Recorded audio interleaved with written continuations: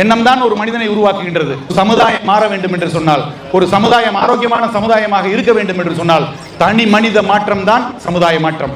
எங்களுடைய ஆசை அடுத்த 10 ஆண்டுகளில் ஏதாவது ஒரு ஆய்வு குழு வர வேண்டும்.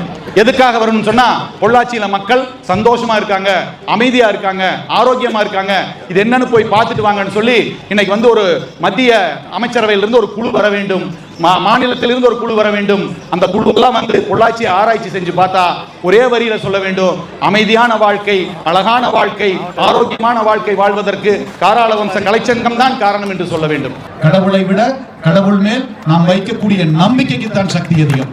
அப்ப அந்த நம்பிக்கையை உருவாக்க வேண்டும் என்று சொன்னால் ஒவ்வொரு மனதிலும் காலத்திற்கு ஏற்றாற்போல் ஆன்மீகத்தை கொண்டு சேர்க்க வேண்டியது நம்முடைய கடமை.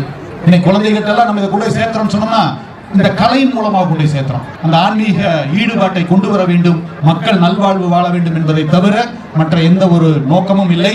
ஒரு காலகட்டத்தில் உலக வரைபடத்தில் தவிர்க்க முடியாத ஒரு இடத்தில் பொள்ளாச்சி இருக்கும் என்ற நம்பிக்கையோடு உங்களிடமிருந்து விடைபெறுகிறேன்.